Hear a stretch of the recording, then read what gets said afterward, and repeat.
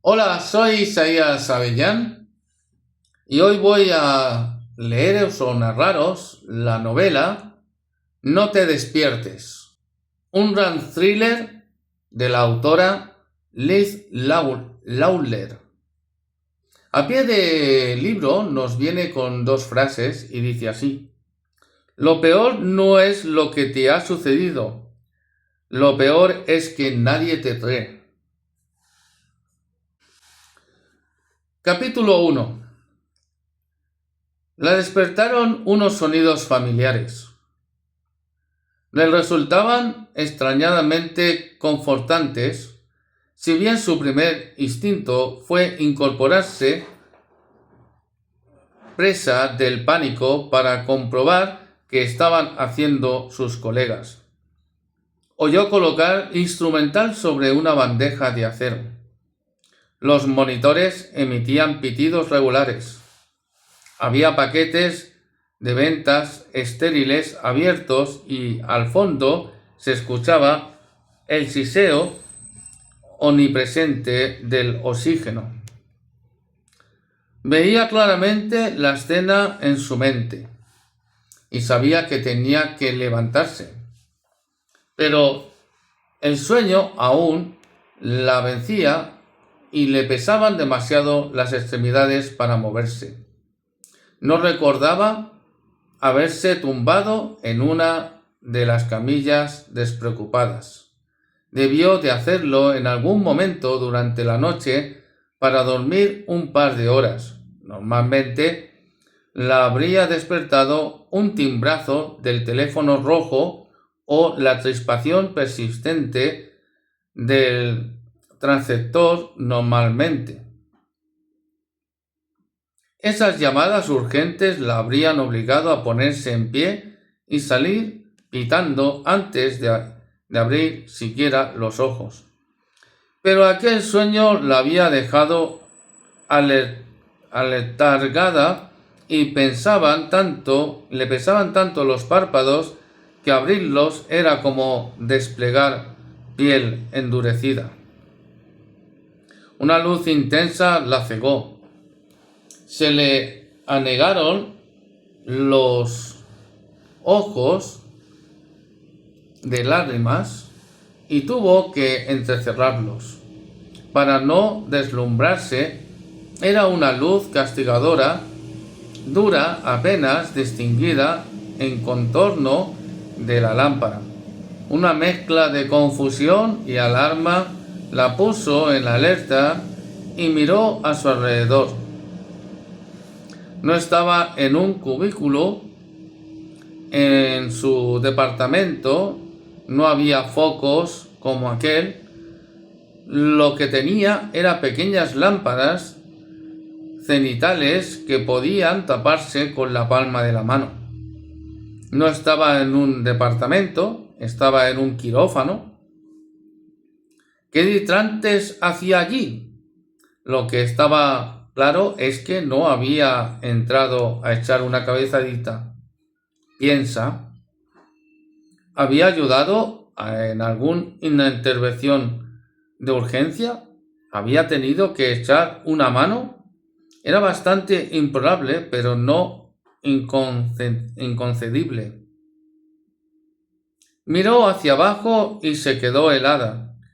Tembló violentamente al ver su cuerpo cubierto de paños quirúrgicos verdes. Los ruidos de la sala se acallaron. El torrente de sangre en sus oídos era demasiado estridente para permitirle oír nada más. Tenía los brazos estirados y sujetados con velcro a los reposabrazos tapizados. Tenía un tensiómetro enrollado al brazo, justo por encima del codo derecho, y una sonda de pulsiosimetría acoplada al dedo corazón. Sin embargo, fue la visión de dos grandes vías intravenenosas insertadas en sendos antebrazos, lo que más la asustó. Las agujas naranjas implicaban una restauración de fluidos agresiva, lo cual en su mundo era sinónimo de conmoción. Tubos de goteo se perteaban alrededor de los postes metálicos de medicación intravenosa hasta perderse en bolsas de fluidos. Veían los pesados fondos de la bolsa transparentes colgadas sobre ella, pero únicamente podía especular acerca de qué líquido le estaban transfundiendo.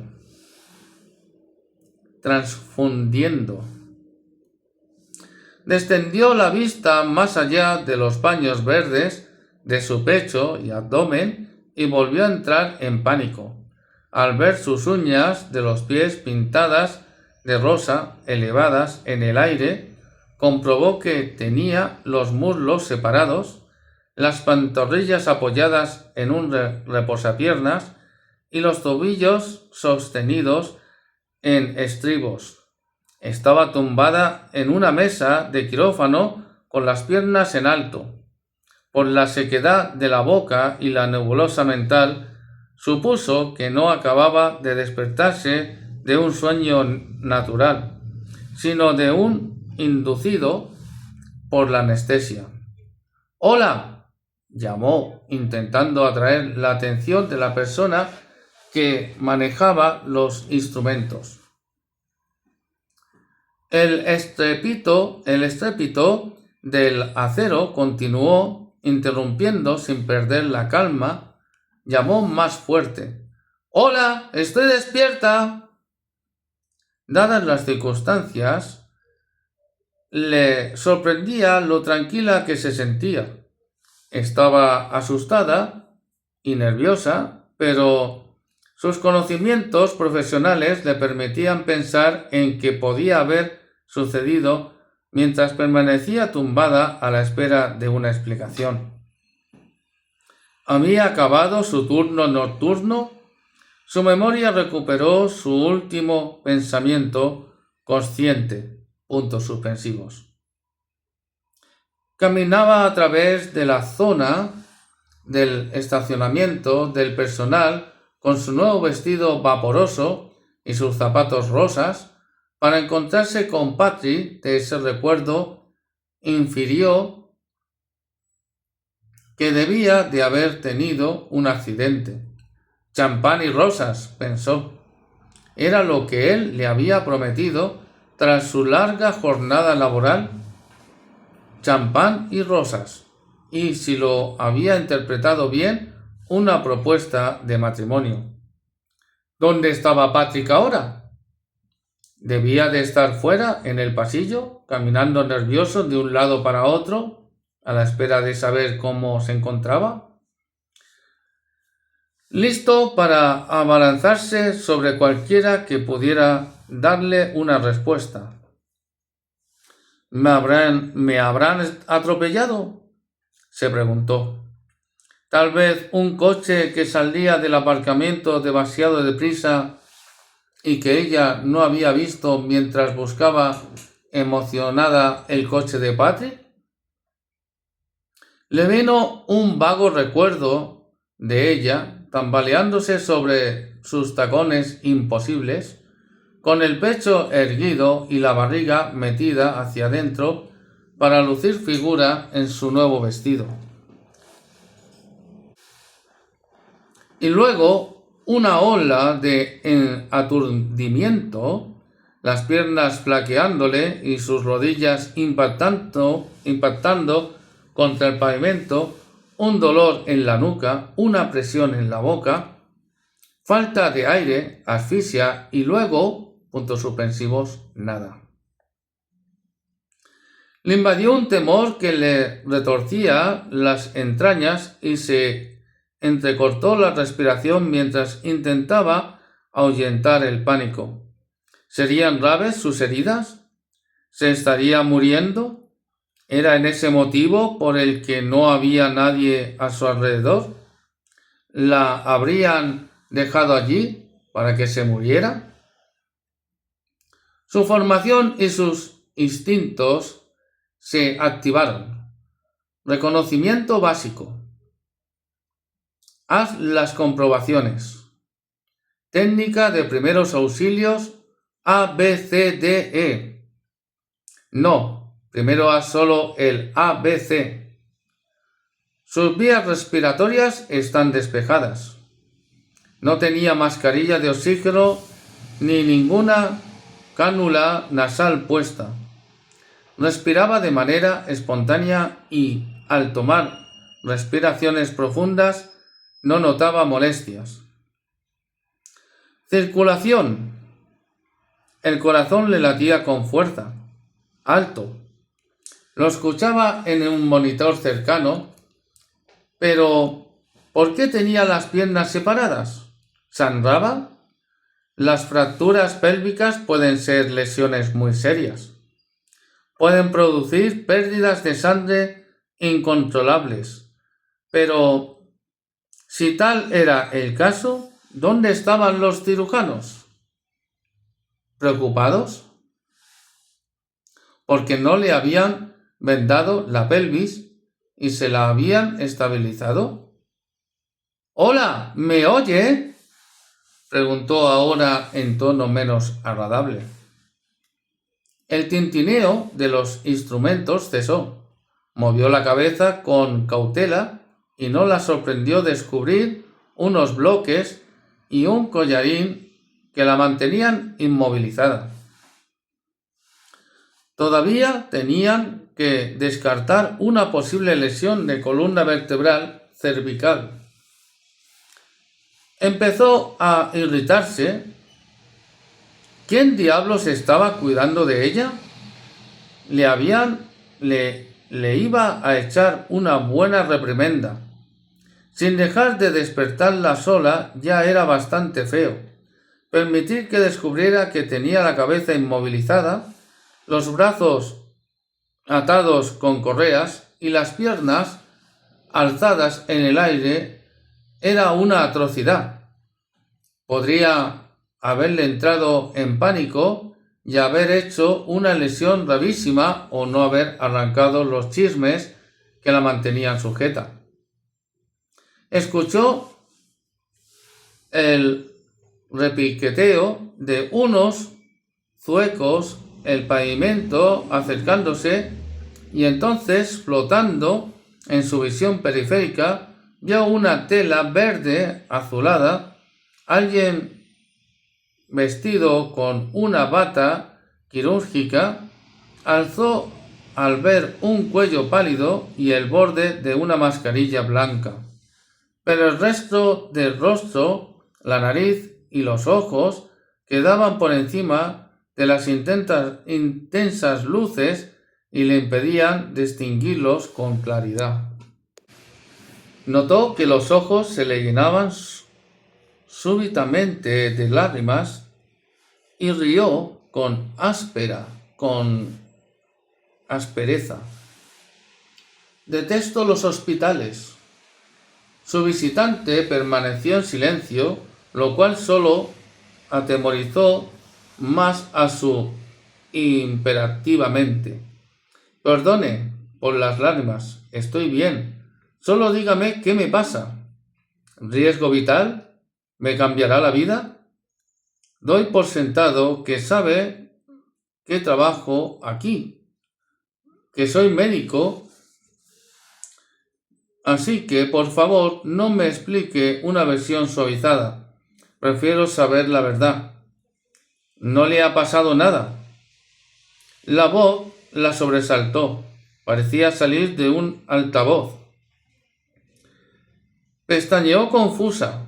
¿Le hablaba a la persona que tenía al lado o le hablaba a alguien detrás de una pantalla de observación? ¿Estaba en la sala de tomografías y no en un quirófano? Era una voz masculina, pero de nadie que ella reconociera. no pertenecía a ninguno de los cirujanos a quienes conocía. Entrecerró los ojos para intentar distinguir mejor aquella cara con mascarilla.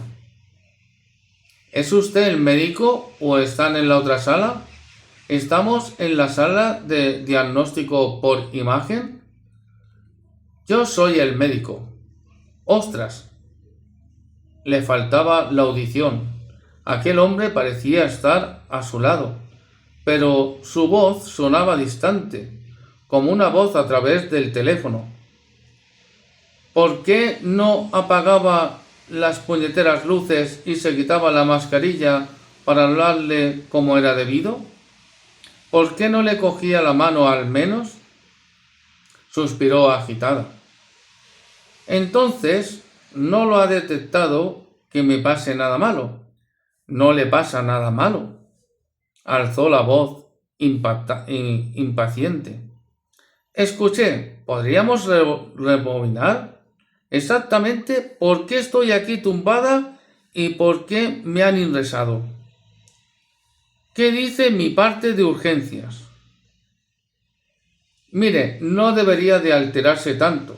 El corazón le late muy rápido.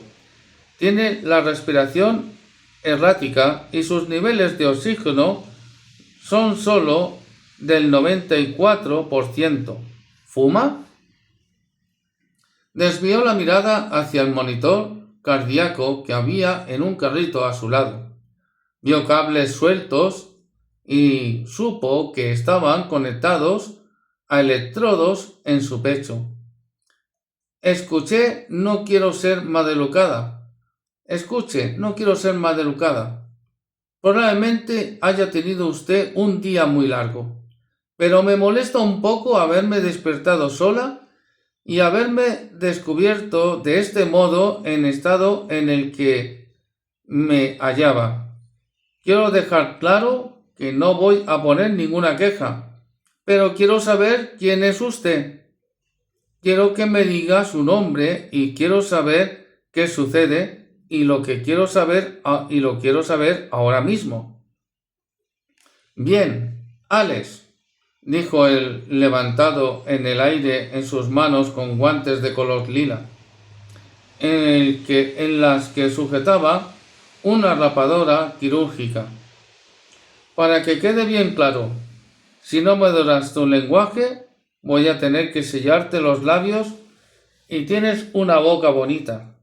Sería una pena estropearla. Una ola de terror le dejó un vacío instantáneo en el estómago. Músculos rígidos, ojos abiertos, sus pensamientos, su ira y su voz quedaron paralizados. El mal genio no te va a ayudar, continuó él con voz serena. Champán y rosas, pensó ella. Piensa en eso, Patrick, piensa en él. Así está mejor, percibió la sonrisa en la voz de él. No puedo trabajar con ruido. Distintas situaciones se reprodujeron en la mente de Alex como una película en avance rápido. Estaba en el hospital en alguna parte. Alguien la encontraría. Alguien la oiría gritar. ¿Aquel hombre era un loco? ¿Sería un paciente que se había escapado? ¿Un médico? ¿O alguien haciéndose pasar por médico? Era evidente que se había apoderado de uno de los quirófanos y ella, puntos suspensivos.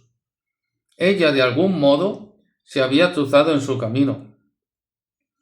Su boca, la presión que había notado, las asfixias tras caer de rodillas en el aparcamiento, puntos suspensivos. Él la había llevado hasta allí. La había golpeado y luego la había asfixiado con un pañuelo. Seguramente le había anestesiado con cloroformo o éter. Te ruego que no grites, le advirtió él, leyéndole el pensamiento. Aquí estamos solos y no me apetece tener que silenciarte. Tengo dolor de cabeza. El viento frío siempre me da dolor de cabeza. Me sorprende que atinó, yendo tan ligera de ropa, en una noche gélida como esta. Alex fue al instante consciente de su desnudez bajo los paños verdes, de sus pechos y vagina expuestos y de su pelvis ligeramente elevada en el aire y de sus pantorrillas, donde empezaba a tener calambres debido a la posición forzada. Patrick, piensa en él o cualquier otra cosa salvo en que estás aquí. Piensa en mamá, en el trabajo, en el paciente que ha fallecido hoy, en la gente que te cuidaría. Piensa, Alex, razona con él, conecta con su mente, dile quién eres, quién eras. Humanízate a sus ojos. ¿No es eso lo que se enseña en los libros de texto? Había puesto en una práctica muchas veces lo que había aprendido en ellos. Primera regla: reconocer la ira del paciente. Segunda regla: desactivarla. Me llamo Alex y soy doctora. Él respondió con calma. ¿Eres consciente de que tienes el útero en retrovisión? ¿En retroversión? He tenido que utilizar un espéculo curvo para extraerte el DIU. Se lo quedó mirando perpleja, incapaz de articular la palabra, ya que había intervenido. Mientras estaba inconsciente, había estado hurgando en su interior. Piensa, ¿se ordenó? Piénsatelo con calma antes de que sea demasiado tarde o todo esto acabe. Sea amable con él, intente caerle bien. Inténtalo, joder. Se repitió con su severidad mientras notaba la lengua gruesa y pesada en la boca. Gracias por hacerlo. No todo el mundo sería tan considerado. De nada. Su respuesta le infundió una brizna de esperanza. Estaba funcionando, estaban hablando. Alex no había podido verle el rostro y probablemente él fuera consciente de ello. Podía decirle que no sabía qué aspecto tenía y que estaba dispuesta a olvidar lo que fuera que le hubiera hecho. Que no pasa nada, que no podía marcharse, o que podía marcharse. Me preguntó, tanteo con cautela, si me permitía ir al lavabo. No es necesario. Sus manos enguantadas desaparecieron bajo los paños verdes y le tocaron la piel desnuda. Se estremeció. No te muevas, le dijo mientras le palpeaba el abdomen inferior. Tienes la vejiga vacía. Te he sondado y la producción es buena. ¿Por qué lo ha hecho? Cirugía mayor, Alex respondió él, utilizando su nombre con la familiaridad de dos colegas que trabajaban codo con codo. Notarás dolor al orinar de forma normal durante un tiempo. A pesar de un hondo soñozo, le agitó el pecho y el sonido de su llanto desesperado llenó la estancia. ¿Qué me ha hecho? Ya te lo he dicho, no te ha pasado nada, todavía. La decisión es tuya. Lo único que tienes que hacer es responder a la sencilla pregunta. ¿Qué significa no? Sus pensamientos se dispersaron mientras intentaba entender el sentido de aquella pregunta. ¿No qué? ¿Acaso lo conocía? ¿Qué narices le estaba preguntando? Esto, por ejemplo, sostuvo en alto sus sandalias de color rosa pálido, con tacón de aguja y delicadas tiras que ella sabía que excitarían a Patri, aunque fuera un calvario caminar con ellas. ¿Significa esto no? ¿Y qué me dices de esto? Le agitó sus medidas sobre el rostro. Está claro que esto no significa no. Cuando no te he desnudado, no llevas sujetador y con la tela de tus braguitas no podía hacerse ni un pequeño pañuelo de mano. Notó sus bolsillos tensar los estribos de cuero, que se ciñeron más al intentar juntar las rodillas. Entendía perfectamente lo que le estaba preguntando. Por favor, le suplico, no. Es una pregunta sencilla. Alex y creo que ambos sabemos lo que quieres decir cuando dices no, ¿verdad? El odio se impuso a su miedo y por un momento se sintió libre y valiente. Farfulló enfadada. No entiendo la pregunta, capullo. Y mis niveles de oxígeno están bajos por lo que me has dado. Tendrías que repasarte la lección en el libro. ¿Qué eres? ¿Un curandero fracasado? ¿Es eso lo que te pasa, imbécil? Lo escuchó tomar aire. Oyó el leve chasquido de contrariedad bajo la mascarilla. Menudo mal genio. Pues que sepas que no te va a servir de nada. Acabas de conseguir que me decida. Se giró hacia un lado y acercó un carrito de acero inoxidable resplandeciente que contenía un abanico de instrumentos que Alex conocía bien. Gancho extractor de DIU, tijeras uterinas, un espéculo vaginal, cusco y junto a ellos una máscara anestésica. Se le puso el cuerpo rígido de miedo al ver que las agarraba. Era una Chismelbuch. La única vez que Alex había visto una de aquellas máscaras había sido en una vitrina en el estudio de un anestesista jubilado. Le recordó al tipo de máscaras que se utilizan en esgrima, un depósito protector que cubría la nariz y la boca. Solo que aquella era una versión más cruda, del tamaño y de un pomelo.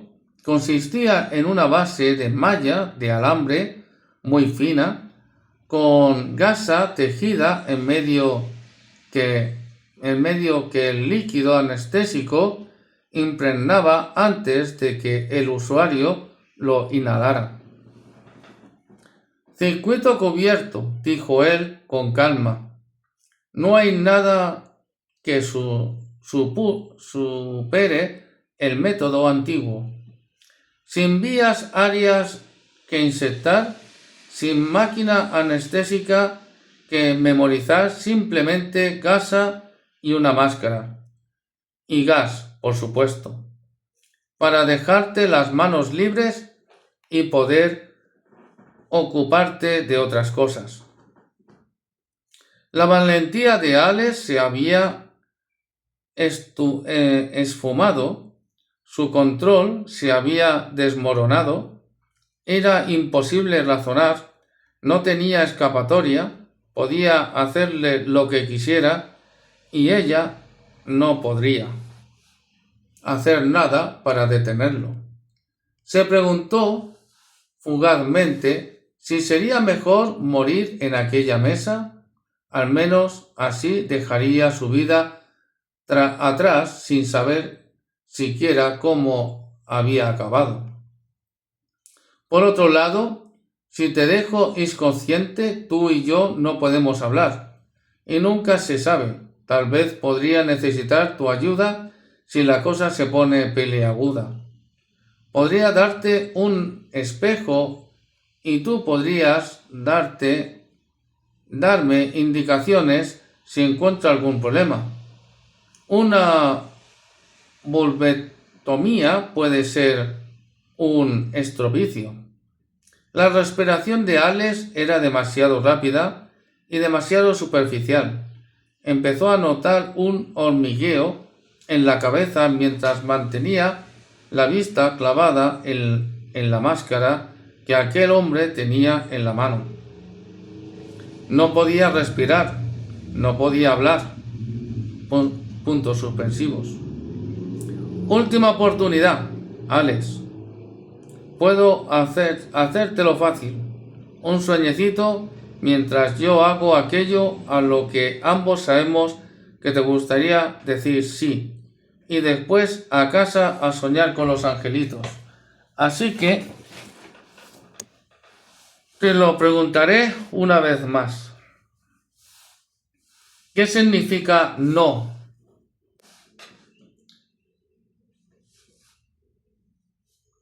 Le empezó a temblar todo el cuerpo, los músculos grandes de su pecho, sus nalgas y sus muslos se contraían sin cesar. Los bloques para sostenerle la cabeza y el collarín, las correas de los brazos y los estribos de los tobillos empezaron a agitarse visiblemente. Las lágrimas caían por su rostro, mezcladas con mocos y babas. Y durante todo el tiempo ella gritó un tácito no, mientras se obligaba a decir lo contrario en voz alta. Lo siento, no te he oído bien. Le estaba poniendo difícil oír su voz. Había cambiado de opinión y la máscara ya le cubría la mitad del rostro y el líquido empezaba a hacer efecto. He dicho que sí, susurró ella, adormilada. No significa sí. Fin del capítulo 1.